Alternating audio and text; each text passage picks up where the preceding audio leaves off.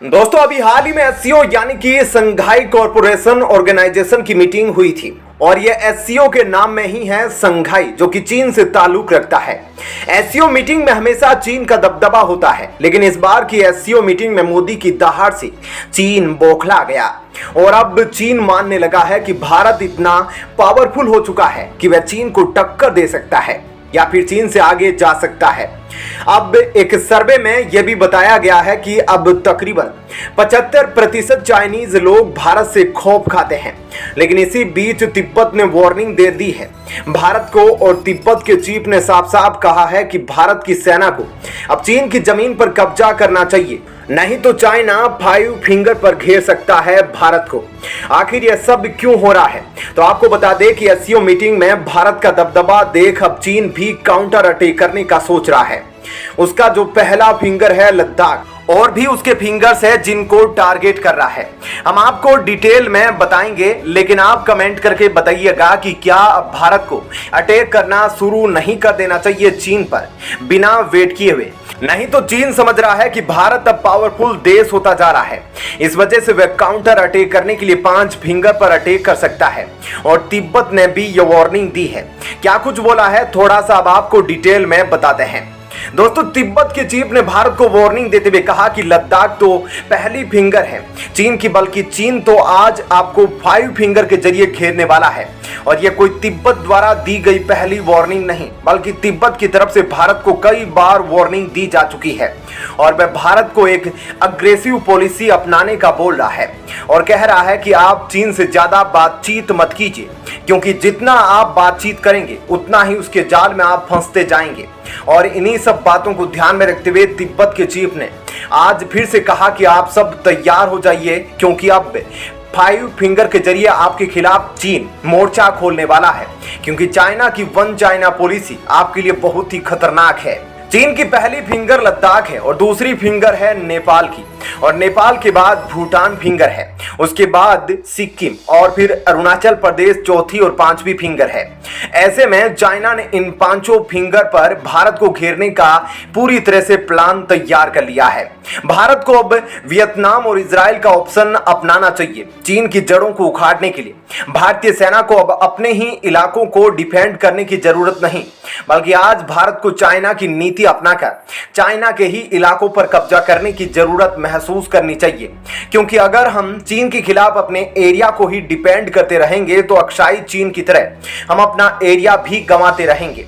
चीन शुरुआत से ही भारतीय सेना को उलझाने का काम करता आया है, इसी तरह का काम वह करता रहेगा और साथ ही दूसरे मोर्चे पर चीन अब तैयारी भी कर रहा है। हालांकि भारतीय सेना अपने इलाकों पर पूरी तरह से तैनात है, लेकिन आज भारतीय सेना और भारतीय सरकार की इस तरह की कोई नीति नहीं है कि हम चीन के इलाकों पर कब्जा करें, क्योंकि आज अगर चीन को सख्त तरीके से जवाब नहीं दिया गया और अगर उसके इलाकों पर कब्जा नहीं किया गया तो हम चीन से कभी भी नहीं निपट सकेंगे। और इस समय तो अमेरिका भारत के साथ है, अमेरिका भी चीन को सबक सिखाना चाहता है। भारत को अमेरिका के साथ मिलकर चीन के खिलाफ कोई बड़ा कदम उठाना चाहिए। तो दोस्तों ऐसे में इस खबर के बारे में आपकी क्या राय है हमें कमेंट करके जरूर बताएं। और अब आपको बताते हैं ऐसी ही एक और बड़ी खबर। दोस्तों भारत ने ऐसा कुछ कर दिखाया है जिसे करने की उम्मीद शायद भारत ने भी नहीं की होगी, लेकिन अब भारत ने चीन और यूएस जैसे बड़े देशों को हराकर टॉप 5 की लिस्ट में अपनी जगह बना ली है। और ऐसा करके भारत ने यूएस और चीन के 30 सालों के घमंड को चकनाचूर कर दिया और एक नया रिकॉर्ड कायम किया है। क्या है पूरी खबर और भारत ने किस लिस्ट में टॉप 5 में अपनी जगह बनाई है, इस बारे में आपको अब विस्तार से बताते हैं। दोस्तों आपने हाल ही में खबर सुना होगा कि एचडीएफसी बैंक और इसी की पेरेंट कंपनी एचडीएफसी का मर्जर हुआ है और यह मर्जर आज तक के कॉर्पोरेट इतिहास का सबसे बड़ा मर्जर है, जिसकी टोटल वैल्यूएशन $40 बिलियन बताई जा रही है। इस मर्जर ने एचडीएफसी बैंक जो पहले से ही भारत का नंबर 1 बैंक था उसे और बड़ा और विशालकाय बना दिया। दरअसल हमारा दूसरा सबसे बड़ा बैंक जो है वह है आईसीआईसीआई बैंक, उससे अब 2.5 गुना ज्यादा बड़ा हो चुका है एचडीएफसी बैंक। और तीसरा जो सबसे बड़ा बैंक है SBI, जो कि एक सरकारी बैंक है, उससे 3 गुना ज्यादा बड़ा हो चुका है। HDFC बैंक दुनिया का चौथा सबसे बड़ा और सबसे शक्तिशाली बैंक बन चुका है। आप जानकर हैरान हो जाएंगे कि भारत के पूरे इतिहास में ऐसा पहली बार हुआ है कि कोई भारतीय बैंक दुनिया के 10 सबसे बड़े और शक्तिशाली बैंकों की सूची में आया हो। आज तक भारत के इतिहास में अब से पहले यह कभी नहीं हुआ था। यह हमारे लिए बहुत ही गर्व की बात है, क्योंकि पिछले 30 सालों से जो टॉप 10 बैंकों की सूची अगर आप देखेंगे तो उसमें आधे या तो आपको चीनी मिलेंगे या फिर आधे अमेरिकी बैंक। दुनिया के और किसी बैंक ने इस श्रेणी में अपनी जगह नहीं बनाई थी और अब चीन अमेरिका के इस डोमिनेंस को तोड़ा है भारत के HDFC बैंक ने।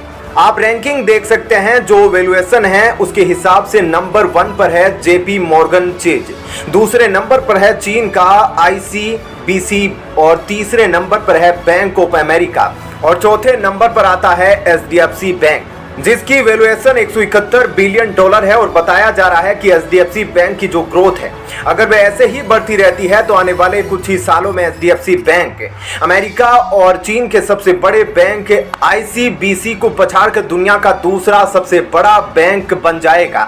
HDFC बैंक वैल्यूएशन के हिसाब से चौथा सबसे बड़ा बैंक बन चुका है, लेकिन एसेट होल्डर के हिसाब से भी HDFC बैंक दुनिया का चौथा सबसे बड़ा बैंक है। पहले हमने आपको वैल्यूएशन के हिसाब से रैंकिंग दिखाई थी, अब हम आपको एसेट के हिसाब से रैंकिंग दिखा रहे हैं कि कौन सा बैंक दुनिया में कितने एसेट्स होल्ड करता है।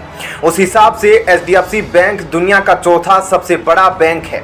हैरानी की बात तो यह है कि अमेरिका के जितने भी बैंक हैं उन सभी को हरा दिया है HDFC बैंक ने, और भारत के HDFC से आगे सिर्फ 3 चाइनीज बैंक है।